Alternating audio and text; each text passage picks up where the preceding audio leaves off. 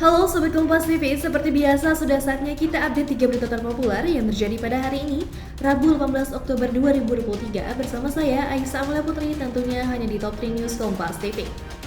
Berita pertama Sobat Kompas TV datang dari Ketua Umum PDI Perjuangan Megawati Soekarno Putri yang mendeklarasikan Mahfud MD sebagai cawapres Ganjar Pranowo.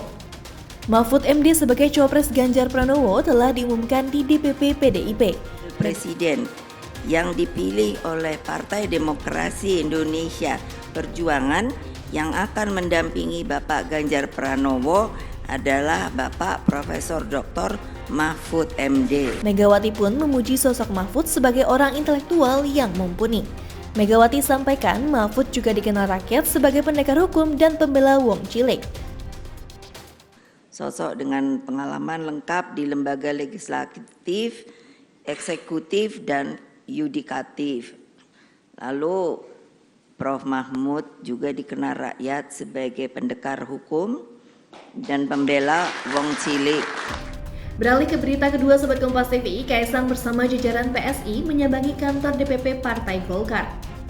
Ketum Golkar Airlangga Hartarto menerima kedatangan jajaran pengurus PSI. Ketum PSI Kaisang Pangarep didampingi Sekjen hingga Ketua Dewan Pembina PSI Grace Natali. Airlangga sampaikan pihaknya bicara silaturahmi terkait kerjasama Pileg, Pilpres, Pilkada. Kaisang pun sampaikan ingin belajar dari Golkar terkait cara strategi yang dilakukan untuk menangkan pemilu. 2 tahun menjadi misteri, kasus pembunuhan ibu dan anak di Subang akhirnya terungkap.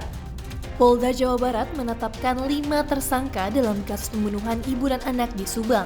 Kelima tersangka tersebut adalah Yosep, suami korban, Danu, keponakan dan sepupu korban, istri muda Yosep, dan kedua anak tiri korban. Pelaku pembunuhan ibu dan anak terungkap setelah salah satu pelaku bernama Danu menyerahkan diri. Kepada polisi, Danu meminta untuk menjadi justice kolaborator. Polisi masih mendalami motif serta peran para tersangka dalam pembunuhan ibu dan anak ini.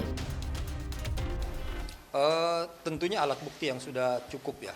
Nah, sehingga penyidik punya keyakinan bahwa memang ada keterkaitan antara kejadian dengan TKP dan juga kepada tersangka, sehingga keyakinan penyidik ini dijadikan sebagai dasar untuk menetapkan seseorang sebagai tersangka, termasuk kedua atau kelima tersangka ini.